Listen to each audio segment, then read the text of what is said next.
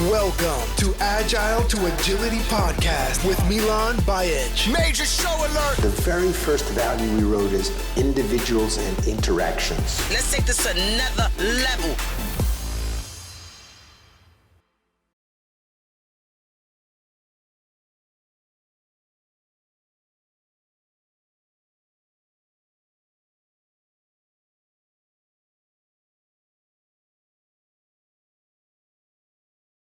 All right. Hi, everyone. I do have an introductory slide. So we're going to talk today about everyone is or can be an Agile coach.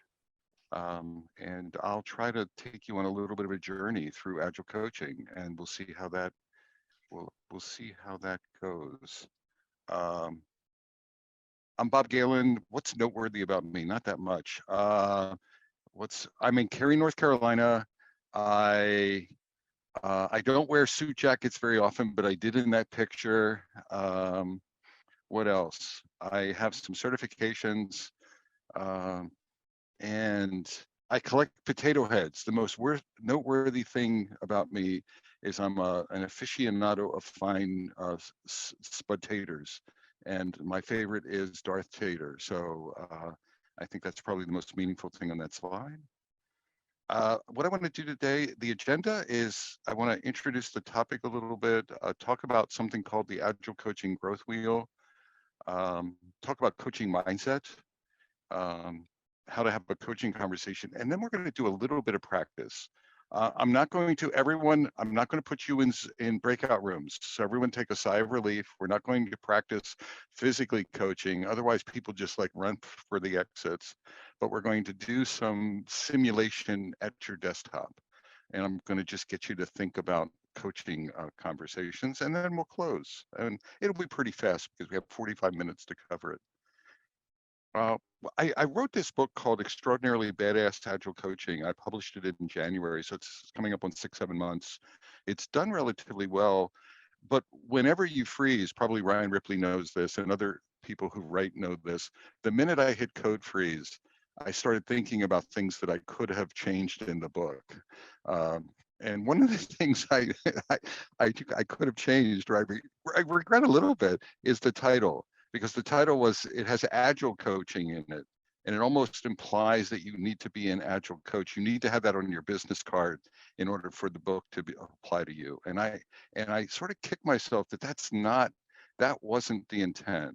The intent was, and I'm trying to do recovery in these sessions, what I think is any role could benefit from having coaching competencies and improving your skill in coaching competencies. And I'm going to extend that to be Agile coaching competencies. So I think you would be a better consultant if you were a better coach. I think you'd be a better coach if you're a better coach, a better Scrum Master if you had coaching competencies, a better product owner, a better team member, better leader. I wish leaders really worked on sharpening their coaching skills. So that was one of the mistakes I made, and I want to broaden that definition. So I don't care what your title is. I hope that this provides value to you. And you think about it, you don't get triggered on your business card or your org chart name. You trigger on learning some competencies and thinking about coaching competencies or skills. So that's where we're going. The historical perspective is something called the Agile Coaching Competency Framework. I think it was created by Lisa Adkins and Michael Spade around circa 2010, 2009, 2010, 11, somewhere in that range. And they formed a company called the Agile Coaching Institute. And the way to think of this is that it's a model or a framework that talks about competencies for Agile coaching. And what are they? Another way of thinking of it, you could think of it as stances, like stances that you have. Think of it as dancing. If you were dancing, you can do a waltz, a foxtrot, and I'm not a dancer. I'm not a ballroom dancer. Imagine that. What else can you do? And other dances. So other dances would be your stances that you can adopt in your dancing. So think of the stances or coaching competencies as stances that you can adopt situationally as a coach. The 4 primaries are in red, according to the Agile Coaching Competency Framework. It's teaching, mentoring, professional coaching, and facilitation. Those were the 4 primary stances or moves that you could make in coaching. As you're doing agile coaching, think of the sort of the epic here is agile coaching, and then this is decomposing into some stances. Teaching is pretty self-evident. I think mentoring is probably more self-evident. I think of it as side-by-side teaching or side-by-side showing. Apprenticeship to me is a mentoring activity. If you're have the notion of a Scrum Master apprenticing with another Scrum Master, or pairing would be an active coaching. Facilitation is facilitating meetings, facilitating sessions, facilitating Scrum events, or just organizational meetings, open spaces. And then professional coaching is a deep, broad topic. We're probably not going to be able to touch on it too much here. Think of it as asking questions, not telling someone what to do, but asking really good, powerful questions to tease things from your client, from the person, the group, or the individual that you're coaching. That was the model for a number of years. Those were the 4 primary stances that an agile coach would adopt. If you think of it, if you're a leader, if any of you are leaders and you're having one-on-ones with folks, you could probably see that you would occasionally you would probably adopt teaching stance sometimes with someone in your one-on-ones. You might teach them, you might mentor with them and show them how it's done. I could imagine you would professionally coach them, ask them good questions. Have you considered this? Have you thought about this? What were your results? Oh, you failed. What did you learn? What do you think happened there? So you're asking, you're applying curiosity as a mindset. So you can see anyone who's had a one-on-one or in your, just in your work activity, you can see you probably have adopted some of those stances. Maybe facilitation might be more unique to some roles than the others. Now, in the framework, at the top is Agile Lean Practitioner. I think of that as your Agile chops. If you're an Agile coach, I would argue you have to have some Agile chops. So that's your Agile experience at the top. And at the bottom were some core masteries. Not that you had to be expert in all of them, but business mastery or business domain mastery, transformation mastery, change mastery, and then technical mastery if you were a technical coach. Very often coaches might have deep experience in one of those, probably not all of them at the same time, but really deeply evolved. And so think of it as a well-rounded view. Some people call it the X-wing model because of the X's in it is something to think about. So that gives you an idea of Agile coaching is not one thing, it's a situational model that you sort of move in depending on your client, the needs of your client. I'm going to use the term client to represent someone you're coaching. Does that make sense to everyone? So the client could be an individual, it could be a small group, it could be a group of leaders, or it could be a Scrum team, or it could be a team of teams. It could be several teams. Whoever is receiving your coaching. If you're facilitating a large-scale meeting, I think of that as coaching a larger group. Now, I want to move forward to today and just really quickly talk about a model that's supplanting the X-wing model a little bit with respect. So it's extending the X-wing model. It still has, if you look, it still has guided learning. It's added mentoring and teaching. It's put them together under guiding learning. It has facilitation. It has coaching, professional coaching, but it's added 2 other stances or competencies. So it's up the ante, if you will, from a stance or a competency model. One of them is advising, is providing advice, giving advice. You could think of that as a consultative stance. And then leadership stance. I think of this as the walking your talk-ish stance. So it's the Agile Coaching Growth Wheel has extended the stances. We're going to walk through a little bit more details, but I just wanted to sort of present this model on top of the historical model to give you an idea of a framework for coaching. Don't get stuck on Agile Coach, get stuck on competencies, and start mapping some of these words and these stances to what you do day to day or what you could do day to day. There's a little history guide here. I'm going to skip over this. This is just a history of the Agile Coaching Growth Wheel. It's evolved from about 2016 to today. So it's still evolving. So it's not done. Much to my chagrin in writing a book, is you would think that I am an agile guy, but I wanted the growth wheel to be stable, and it wasn't necessarily stable. It was evolving in a good way. And so I had to, that was another thing that I had to code freeze on in the book, and I probably have to handle some changes. Now, one of the things in the growth wheel that I think is a real cool extension that the X-Wing model never really directly talked about or referenced is the middle of the wheel is Hey, how are self-mastery. you? I'm I'm trying doing to work well. and I do hope you're doing 5 well things. too. Yeah, Let how's me everything? see. Hold on, Bob. Okay, It's it's happened a couple of times. I'll have to figure out. it's all good. So the self-mastery is the middle of the wheel. It's the hub. This is, so before we start coaching, I want all of you to think about me. So think of coaching as an inside out job. Before you go out there, I attended a session with Bob Galen, and now I'm armed to frantically coach the entire known universe. Before you do that, I want you to look in the mirror. I want everyone after the session to look in the mirror and self-reflect before you start coaching externally. And that's the essence, one of the essence points of the Agile Coaching Growth Wheel, is it starts with you. It starts with self-mastery. That doesn't mean you stay here for a year before you coach anyone, but in parallel to your coaching, you're looking in the mirror and you're assessing yourself. So what are some aspects of self-mastery? Ethics. Do you have an ethics position? Are you adhering to ethics? How self-aware are you? And are you working hard to become more, to extend your self-awareness? Emotional intelligence, EQ is part of that. Are you walking your talk? Are you a continuous learner?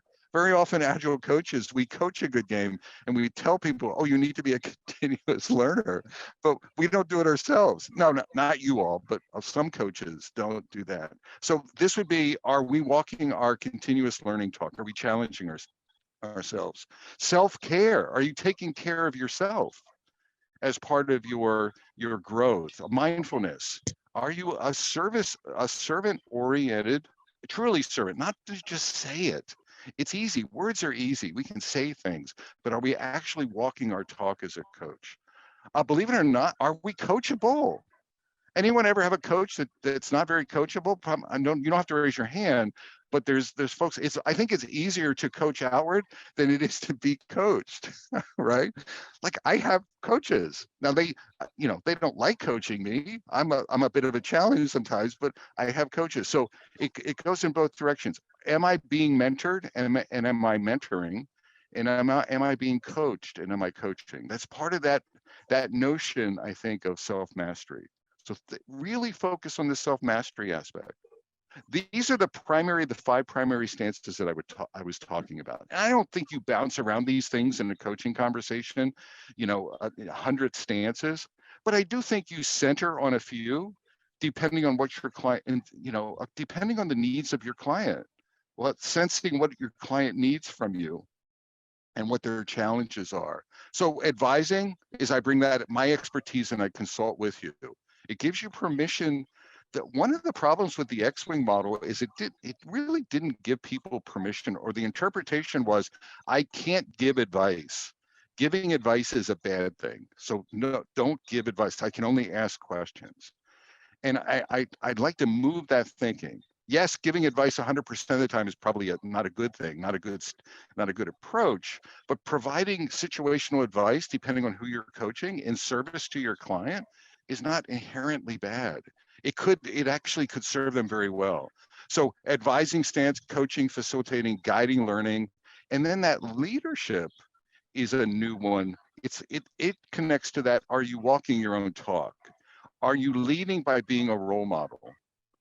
I want this to land with everyone. I actually think you are coaching people when you're not saying a word. If you're in a leadership role or if you're in a coaching role, folks are watching how you show up. Does that make sense to everyone? You're coaching without coaching. If you show up and get defensive, guess what? You're echoing defensive behavior. Oh, it's okay. If you show up and you don't create safety, you are sending a message to the ecosystem, to the organizational culture. If you show up and you honor safety, psychological safety, you're affecting that as a coach. You're amplifying the power, right, or the need for psychological safety. So how we show up, what we say, what we do, our words, are very powerful. And that's part of that leading by example as a coach. And I think a lot of coaches miss that in their execution of the coaching. And it's an easy thing. You don't have to say anything. It's what you do that really matters. And then there are competency, just like in the X-Wing, there were those competency levels at the bottom, if you remember. There is Agile Lean Practitioner, Serving, and Transforming. They're very similar to the X-Wing model from a competency perspective. Another difference in the Agile Coaching Growth Wheel is a notion, I think, of maturity or growth, continuous growth.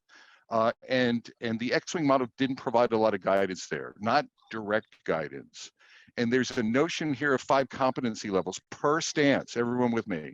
So I can look at coaching stance and I can say, where am I at in the coaching stance? And I could be a beginner, I could be an advanced beginner, a practitioner, a guide, or I could be a catalyst in that level.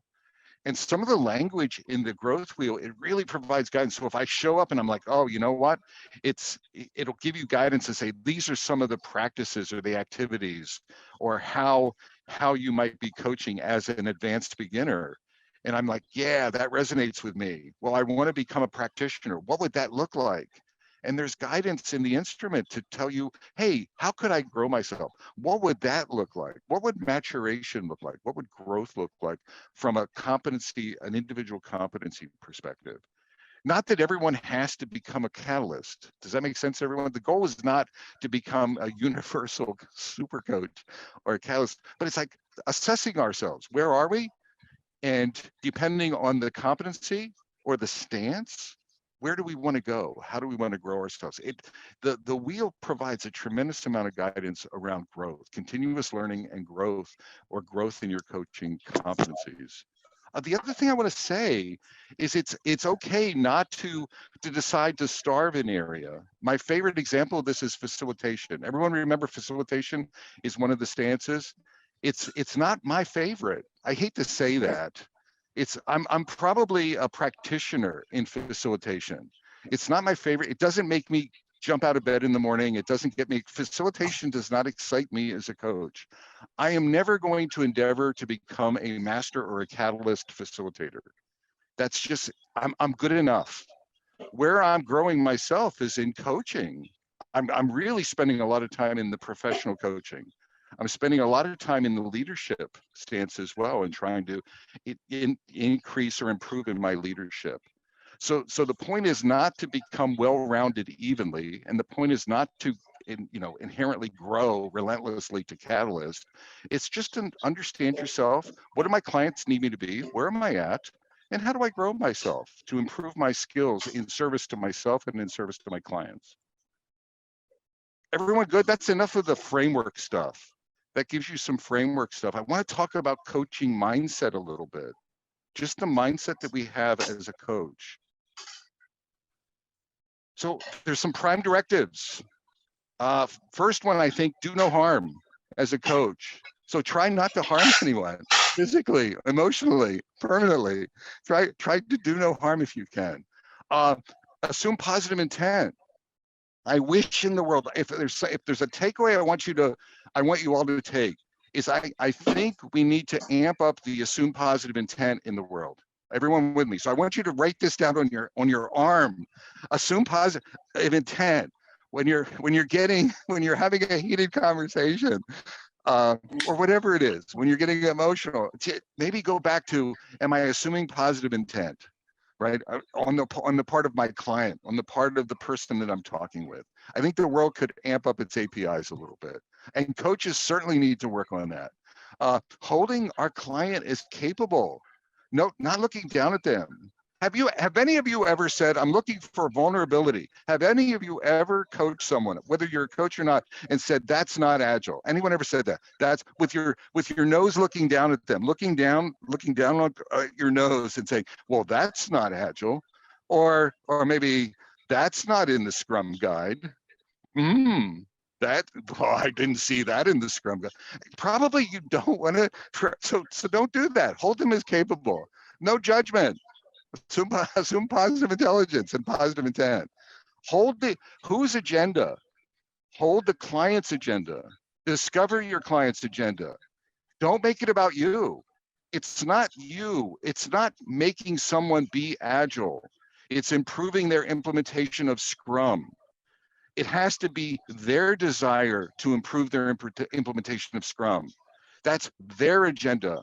Don't make it your agenda if you can. Help them discover their way to achieve the agenda, their outcomes. Meet people where they are is something I was taught. It's really important to meet people where they are, not where you want them to be. I think this is really hard for internal coaches who are being paid to coach people to get more agile. Does that resonate with everyone? I'm a coach. What's my job? To make people be agile and have them raise the bar in their performance.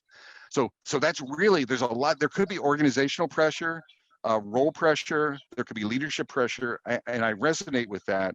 But yes, you may have to tolerate some of that or deal with some of that, but you also want to come back and meet your team, not where everyone wants them to be, or meet your clients, teams, individuals. Meet them not where everyone wants them to be, but where they are, and then help them to grow there. So meet people, the closer you can meet them respectfully where they are, and then help them reframe an agenda to get where they want to be. Does that resonate with everyone? Whether you're an agile coach or not. If you're mentoring someone at your church, I think all of these mindset principles can help you independent with your family to meet your children where they, not where you want them to be, but where they are. I'm just kidding around, but perhaps not, right? I should meet my spouse where she is, not where I want her to be, etc. So really meet them. Empathy is one of our, on your other wrist, please, empathetic, walk in someone's shoes. When we're coaching, I think one of the superpowers of a coach, or you can develop the superpower, is your empathy of looking through the eyes of your client as part of coaching, really deeply understand, not superficially. I think a lot of coaches think that they superficially, oh yeah, I understand what a team is going through. I was on a Scrum team 25 years ago. Yeah, I know what it's like to be on a Scrum team. No, you don't. You have no clue. Why don't you show some curiosity to grow a clue, and maybe walk in the team's shoes before you say a word? So everyone would observe what's going on, right? Really build that deep empathy. So have you walked in their shoes? If you're coaching leaders, have you walked in their shoes? Don't just tell them, well, you need to be agile, right? Estimates are bad. Predictability is bad. We can't be predictable. You just need to suck it up as a vice president and talk to the board and tell them that we don't know. That's the message that you need to give to the board. I think not. That's not applying some empathy. We all have baggage and biases. Part of this empathy is really being self-aware. Remember, self-mastery, becoming more self-aware of our biases and dropping as much of our baggage as we can, right? Meet people where they are, drop our baggage, activate our empathy. I think one of the most important aspects, and this goes back to the leadership stance in the Agile Coaching Growth Wheel to me, is part of it is walking our talk, role modeling. I think it's the most powerful stance for me. I don't know about you all, but for me as the coach, where I'm at in my coaching journey, people are paying attention to what I say. People are paying attention to what I do discreetly. What do I do under pressure? and they apply pressure to me. How's he going to behave? Is he going to throw out his actual principles under pressure? What's he going to do? And people are paying attention. So walking our talk is incredibly important, as much as we can, as consistently as we can. So your agile principles, your values, being transparent, being appreciative, having an appreciative positivity in our mindset, being courageous, applying those Scrum values, not just saying them, not just being able to espouse them, but applying them day to day, telling someone no. I remember once as a coach, one time a client asked me to evaluate people I was coaching. They wanted to know who was a keeper and who was someone who needed to be terminated. Does that make sense, everyone? They were doing an agile transformation.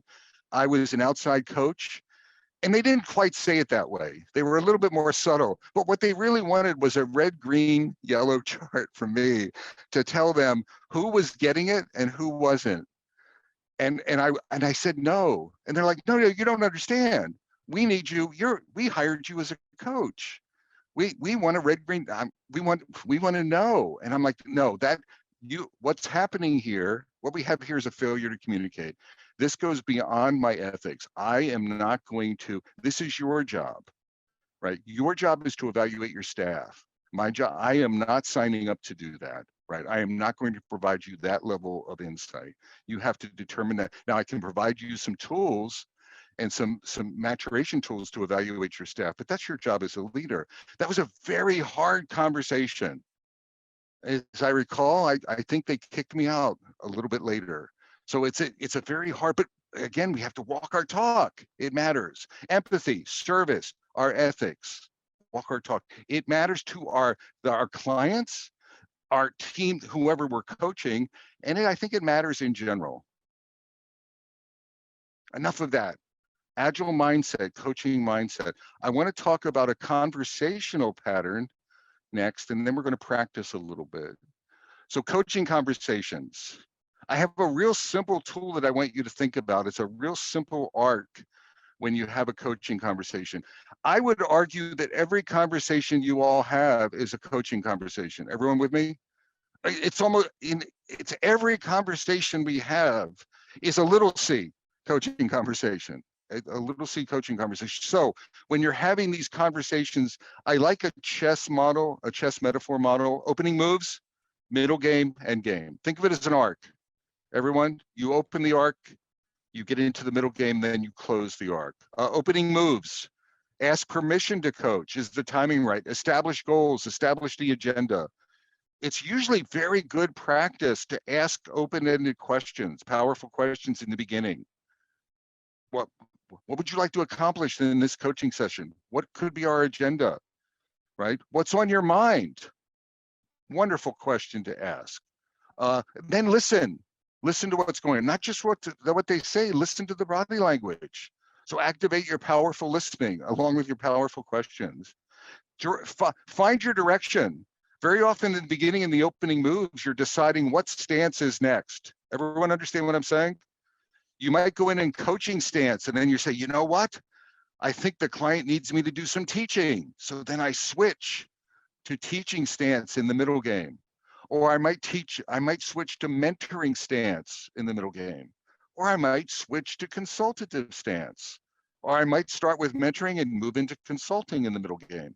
So I'm sensing and responding. If anyone's ever heard of Kinevin, think of the coaching as a sense and respond.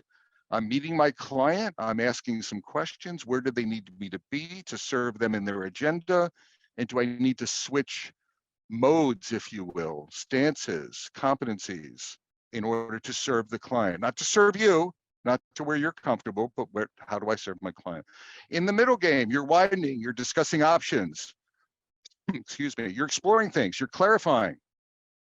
You might be showing, you might be modeling, absolutely modeling. Sometimes you can have multiple stances at the same time. I think leadership and role modeling, you can be modeling at the same time. And then end game, at the end of it, land it, close it, next steps, right? What's next for your agenda? How did I serve you? How was this coaching conversation? Did we meet your agenda? What did we cover and meet? What did we not? Should we follow this up with something else? Confirm learnings. Part of endgame is asking your client how well you did. How was this coaching session for you? So how could I get better next time?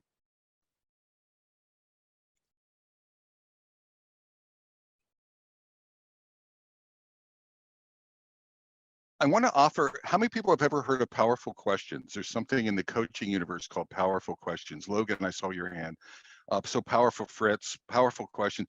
One of the powerful questions are wonderful, but as a coach, one of the things that's really confused me sometimes or been a challenge for me is there's so many powerful questions. There's actually a book on Amazon with powerful questions. I think it has like 100, I'm probably exaggerating. I'm a little boisterous today, but it has 100,000 powerful questions. As a coach, when I'm coaching a client, I don't think they want me to look in the book and pick the perfect powerful question. Like, I'll get back to you in 10 minutes after I find the perfect question. So there's one of the challenges is there's a lot of powerful questions. And sometimes we can get stuck trying to choose the right one. I like this book, The Coaching Habit. It's not necessarily for agile coaching, but it provides only seven, what I would call powerful questions that you can put in your toolbox and you can leverage them. And maybe this is the baseline set, and try them out. I find them very useful because of the simplicity of them. So what's on your mind? Opening moves, everyone with me. And what else, right? An adjunct, maybe digging a little deeper. What's the real challenge here for you? Digging a little deeper, almost like a 5 why question. What do you want in the opening moves middle game? Are you sure that's what you want? Is there something else that you want? How can I help? To me, that's the co-creation part. You have to be careful that you don't take the outcomes as a coach, but I think there's a line where you do want to partner with your client. There can be powerful partnerships.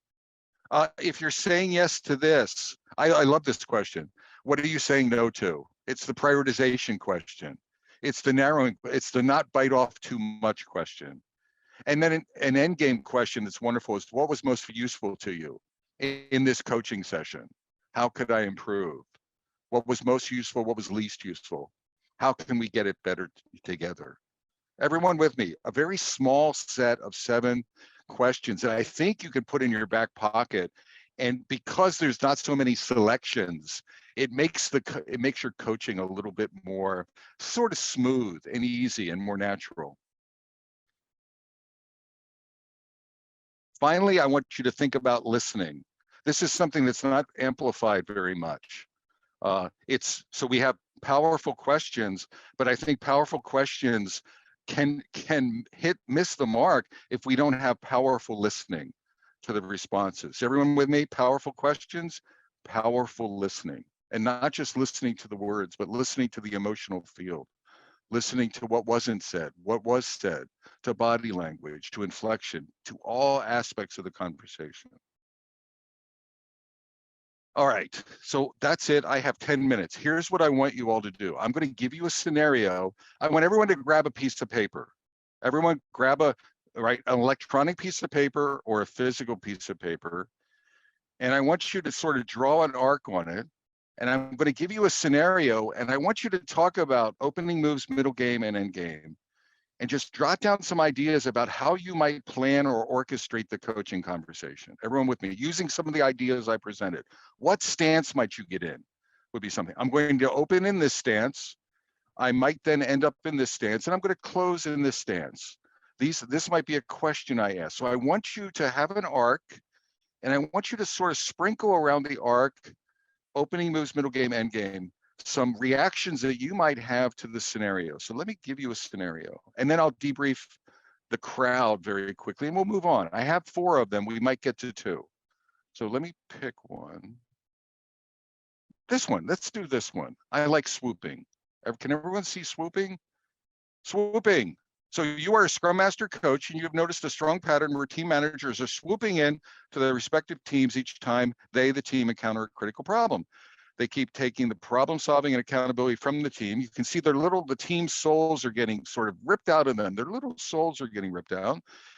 And morale and ownership and empowerment is waning because it's really, the leaders aren't enforcing that. There's one particular manager, we'll call them Bob, very senior, experienced, respected. Well, that's not Bob, but we'll call him Bob anyway, and simply isn't responding to your coaching. So you've had 3 conversations with Bob to date. Everyone with me? 3 coaching conversations. This is the 4th coaching arc. All right. So describe that arc. Everyone, take a minute or 2. Plan, pre-plan. What's that arc? How are you going to enter, engage, and land that arc?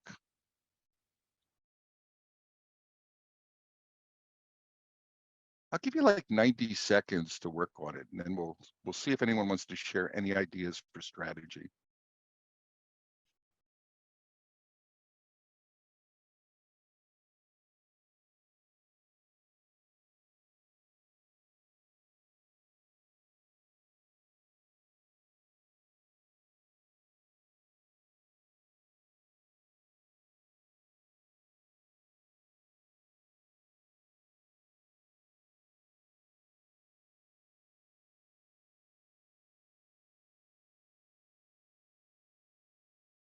So think in terms of mindset that you're going to have. Think in terms of, are you going to assume positive intent? Do you need to? Baggage release. Don't just think of the stances. Think of the questions you might ask, the posture you're going to take.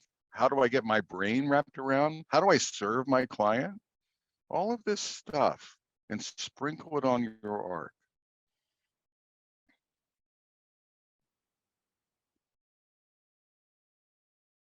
So if anyone wants to share an idea of their strategy, I'm going to keep it tight on the responses. But I want you to raise your electronic hand, and I'd like to hear a few voices of, and there's no right or wrong, but how would you attack this? What are some ideas that you might use to attack this fourth coaching conversation? Anyone want to share? Stormy. You can always rely on me to gab. So I think there's a lot of a myriad of ways, but I think that number one, assume positive intent, right? I know that I would probably be coming in here with a bit of a bias because I want to work for my team, right? So there may be some bias there that I need to be aware of, and so being aware of that. And I think I would approach him or her initially asking questions from, and if we're talking about stances, I vacillated between advising and service, but I thought service because how was this overarching behavior going to impact the business, the organization? So I thought if I started there rather than jumping into advising, and the other thing is having empathy. Where are they coming from? That would feed into those curiosity questions. And then that might lead into potentially some advising, maybe not, dependent on those. And then ultimately, if we could move through that in a very clean way, potentially facilitating some next steps. So I'm not sure if I did that right, but that were my thoughts. There's no right or wrong, but I love the thoughts. I love your strategy. I was thinking curiosity earlier when you were talking about positive intent. And I love the fact that you brought up bias. I would want to checkpoint my bias because I would have a lot of frustration. This is like the fourth time. I'd want to make sure that I'm not bringing that into bear. Tim Beatty, what do you got? Any ideas how you would approach it? Now, mine isn't quite as eloquent as the lady before. It's really a conversation starter. It's, for me, the stage one is, and I'm presuming that I know this person. So we have some type of connection, some interaction, and just kind of state that there is this observation out there, and just kind of ask questions. Well, what do you think? And then really elicit some input from them on where they think things are. And then, moving into the middle stage, then reflect back to them what they've said and show them how that aligns or not align with Agile. What's the opportunity of learning here? And a coach accordingly. I mean, not bending, but being more of coming alongside of the person and really looking toward their career of growing them. And then the final is, has this helped you? Has this changed the way you've seen things? Maybe there's something that I've missed, and so elicit some feedback and some reflection back on me. So and I just kind of work that in as a continual conversation. There was a word that you said that inspired, sort of instigated in me, Tim, like partnership or co-creation, or we're in this together. Mm-hmm. There was a few words and I think I might have, I might have actually reflected back on my previous coaching conversations. And if I didn't really partner, this might be a partnership opportunity. Like what can we do together? Yeah. And that might be an opportunity for that. I want to get one more, and then we're going to flip everyone. And again, no right or wrong. And I'm not just saying that to be nice. There is no right or wrong. These are your strategies. Richard Core, what do you got? You don't look like that. I want to see your real. No, I'm just kidding. It's coming. There you go. There you go. Oh, so I think I think being that I've observed it, it's one of those is, there is something that I'm not aware of. So there could be a problem that this person is trying to solve. So questions around, maybe there's a problem that this person trying to solve, asking you to find out, right? Having the discovery. Here's my observation. I've seen you done this a couple of times. Is there something going on that I'm not aware of? Right. And then, the middle for me would be, here's what I see from a team standpoint because of what you what I observe in terms of what you're swooping in. Here's what I observe. Is there a relationship in there? Kind of checking in to see whether there's awareness from this person in terms of, the actions and reactions of it, right? Are there any alternatives, maybe opening up? Maybe there's a way to open that conversation. I don't know. The ending would probably be along the line of, is there something I can do to help? What can I do? I think something Richard said, everyone, is self-awareness. I used to, quite a few years ago, I used to make a huge mistake where I assumed that people were much more self-aware of their behavior and the impact than they are. So I would go in, it's like, almost confront people. It's like, they must be aware of this. So why is this behavior occurring? And what I've discovered over time is, and there's studies that show this, like most of us lack self-awareness, like drastically lack self-awareness. So there may be an issue, but I don't know it. So as a coach, and Richard was talking about, can I help someone discover? Can I activate their awareness? Can I walk them through that? And can there be a potential aha for that? Let's switch gears. What do I want? Which one? I have. I want to actually go back to this one. I skipped over it. So what is Agile? Question mark. You're an Agile coach who is, and you could be coaching in any direction. You could be a Scrum Master. You're an Agile coach. You're a member of the organization who's trying to spearhead an Agile transformation. You continuously try to make the methods versus mindset point, but it doesn't land very well. The COO of the organization who supports the initiative fully supports it. Ask you to help them explain what Agile is, what it isn't, and what is the value impact proposition. So another coaching arc, everyone with me. This is a partner, but they're sort of struggling with what is it? So I want to take the same, write another arc on that piece of paper and sprinkle it with some ideas. Stances, mindset, assumptions, pre-coaching activity that you might work on, post-coaching activity.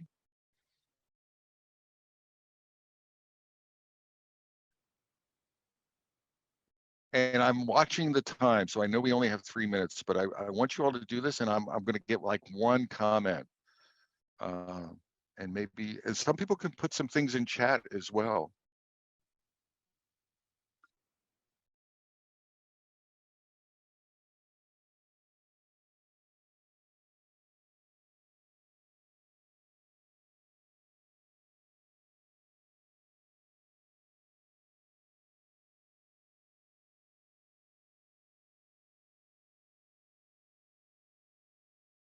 Anyone, raise your virtual hand. Anyone want to share a little bit of their strategy thinking, their strategic thinking for this coaching conversation? You don't have to go through the entire arc. Just, I might think about this, and I might think about this, or I might approach it this way. Anyone?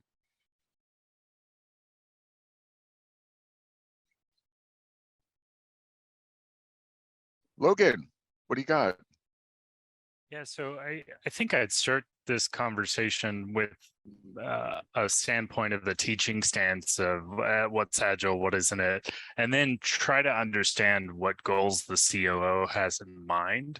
Typically, when organizations try to go Agile, they're doing it to solve a specific problem. And so I think I'd probably shift from the coaching stance to how does that relate to the problems that you're facing and where do we go from there? And then closing that out with some sort of action or commitment from him, from me, that we can work together and try and implement or further persuade and evangelize from there. I think I would probably approach it in much that same way, Logan. It would be coaching stance and then teaching opportunities, coaching stance and then a teaching opportunity. I wouldn't want it to be too frenetic.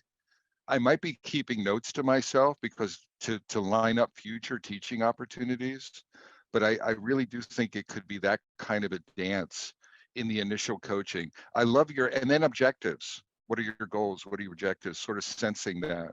Anyone else? A strategy, ideas for strategy? I mean, why is the coach spearheading the agile transformation? Maybe going to the coaching arc and go to the agenda and agreement, like, accountability. Who's what's the responsibility of COO versus agile coach? I don't know. So I love it. So I'm going to land it this way, Miljan. That was a wonderful. Everyone, we talk about the arcs as being like individual succinct things. We have an arc, we have an epiphany, and we have a miraculous conclusion. That never happens. Coaching arcs beget other coaching arcs, beget other everyone. So I might discover in this coaching arc that I need to talk to the CTO and the CEO in a coaching conversation, and then come back to the COO. Everyone understand what I'm saying? So I think part of this is sensing not just this coaching conversation, particularly with organizational coaching conversations, but are there other things that I need to talk with? That actually relates to the last conversation we talked about. Like, why is that manager swooping? It may be pressure from above them. So I may want to then embark on the coaching conversation at that level. So don't think of the world as like once and done, and then I can go play golf. Very often these things are interrelated. And we, as a coach, we need to be navigating the complexity in service to our client and clients. Everyone, with that, I am Bob Galen. I'm going to just get out of here. I have a thank you slide. I want to thank you. I wanted to give you, hope I influenced everyone to think about yourself as a coach, not as an agile coach, but as coaching competencies. I think we all can get better in that area. And I hope I inspired you to be curious about that area, all right? And to become well-rounded. So thank you. Awesome. Thank you, Bob. Maybe with a couple of minutes here and this being the last session, anybody want to share what their key takeaways were today, either from this session or other sessions? Anybody want to maybe just go off mute and share? Or I'll also include this link if you want to share on LinkedIn. Some people have already shared their thoughts. As I said, it helps kind of promote the conference and what I'm doing, but also share it here, please. So if you're comfortable, any takeaways from probably up to 4 sessions that you attended? Yeah, and actually this ties into Bob's last exercise, is a lot of times we try different things that we know of, but it falls flat, and we need to be continual learners. This summit has been awesome because I've learned some additional things, and so we need to reach out and learn from each other. There's a lot of great stuff on YouTube, and you might find another way of being able to broach the subject to do that. And in doing so, you become a better coach, you become a better Scrum Master, you become a better agilist. And so that's, learning is critical for us. And if you don't learn, then you're not doing your job. Exactly. Ryan? I think for me, it's just keep asking questions. Ask questions backwards and forwards, zoom in and zoom out. Not just questions to lead people, but questions to understand and questions to help other people understand. Don't be satisfied and think you have the answers. Keep asking the questions. Exactly. And listen too. Don't forget to listen. What Bob said, there's a listening part as well, which is probably more important in my opinion, because in order to ask good questions and powerful questions, you have to listen really good. What else? Let's see here. Storm? It's okay to rely on other people for advice and learning and kind of leaning into our networks to kind of gain insight. Yeah, exactly. Great.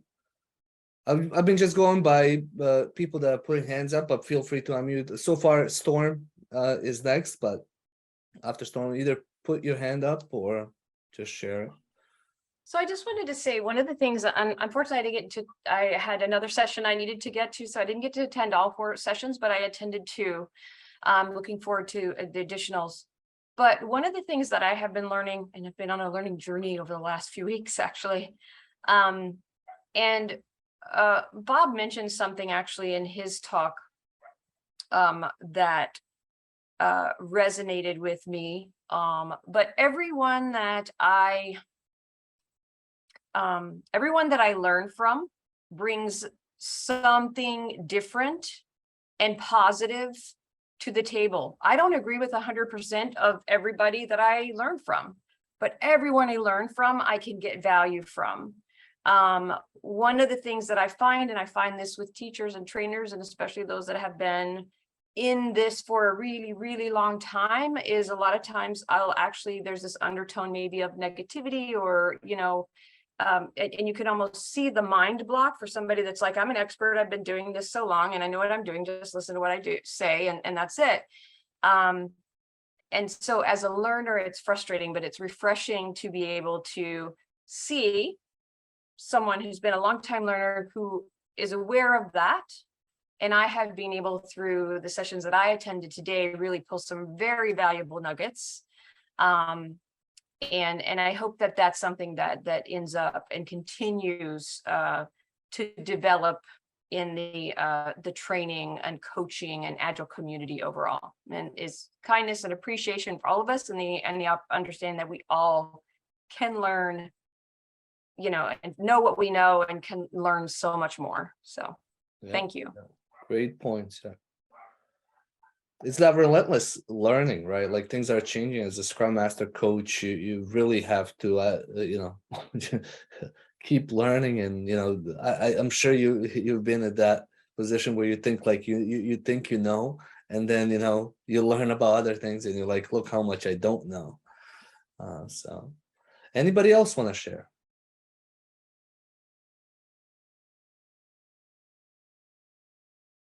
I might add something real quickly for everyone, though. There's so much to learn in the Agile community that you can get swamped by the learning. So I think being goal-oriented, remember I was talking about the Agile Coaching Growth Wheel, and understanding, the needs of your position, the needs of your clients, your personal needs, and then triangulating towards your strengths and your weaknesses, the areas that give you joy, and then selecting. So don't just try to learn everything. I don't know if anyone can do that, but really look inside yourselves and figure out where you need to learn, and then direct it, and be thoughtful about that.